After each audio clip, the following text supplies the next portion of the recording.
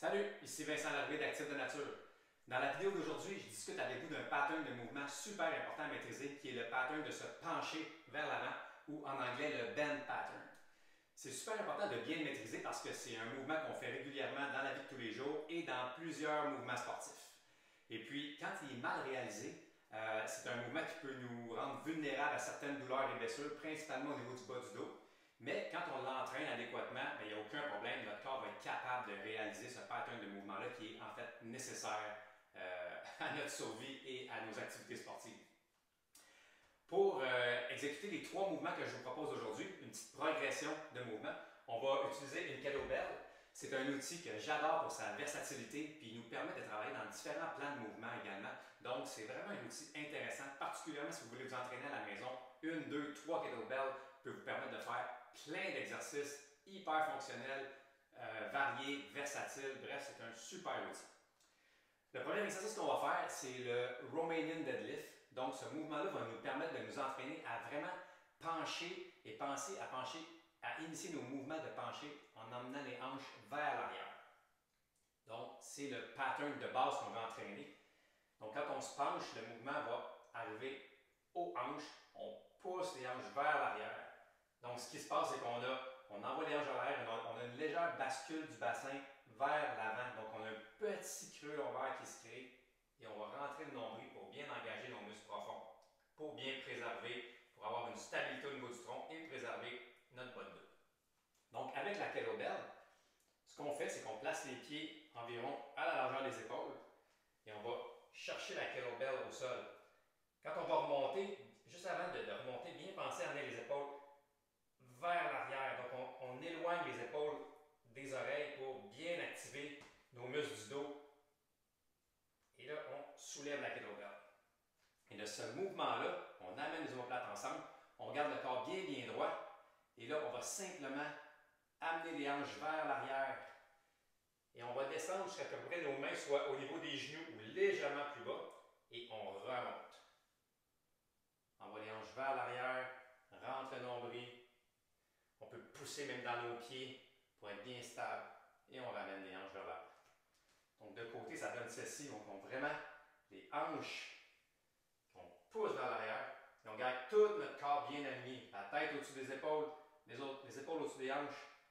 Et on garde ça dans une belle ligne droite. Et on remonte. On va avoir une petite flexion au niveau des genoux, mais il n'y a pas de mouvement de flexion au niveau des genoux. C'est vraiment un mouvement de hanche. Quand on a maîtrisé le Romanian deadlift, on peut enchaîner avec le deadlift, qui ressemble un petit peu, mais qui va impliquer cette fois-ci un petit peu un pattern de squat à la fin du mouvement. Donc, on prend le même setup de départ. On amène les épaules vers l'arrière pour bien activer les muscles du dos. Et là, on va soulever la kettlebell vers le haut. On fait le même départ que pour le Romanian deadlift. Donc, on envoie les hanches vers l'arrière, bascule le bassin légèrement. Et quand nos mains sont rendues au niveau des genoux, on fléchit pour que la kettlebell se ramasse au sol. On garde la tension et on repousse vers le haut. Donc, on descend, on envoie les hanches vers l'arrière. Les mains sont au niveau des genoux. On fléchit au niveau des genoux et on remonte. De côté, on envoie les hanches vers l'arrière. Flexion des genoux. Garde le corps bien droit et on remonte. Et la dernière petite progression que je vous propose va nous faire travailler un petit peu notre stabilité également. Donc, ça va être un pattern de Romanian deadlift, mais avec une jambe un petit peu vers l'arrière. Donc, on va avoir une position décalée au niveau de nos pieds, ce qui va augmenter un petit peu l'emphase sur la jambe avant, mais la jambe arrière va travailler également. Donc, pour faire ce pattern de mouvement-là, on va partir avec une position de pied plus étroite.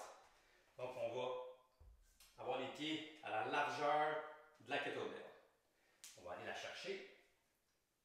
Et là, on va envoyer une jambe vers l'arrière d'un 8 à 12 pouces. Et on veut pas être tourné.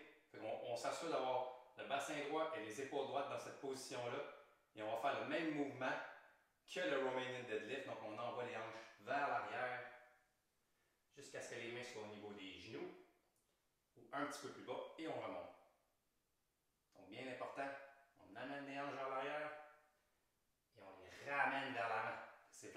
mouvement de hanche qu'on fait bouger de l'avant vers l'arrière.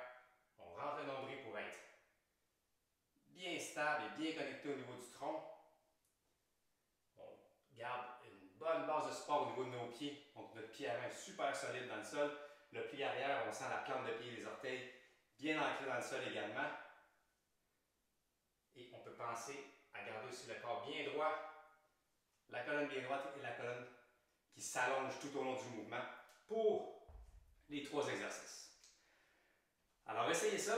On peut commencer par le Romanian deadlift, ensuite le deadlift et le Romanian deadlift avec une stance décalée. C'est la progression que je vous propose pour entraîner le bend pattern, qui est un pattern qui est extrêmement important à maîtriser si on veut s'entraîner et bouger pour longtemps. Bonne semaine!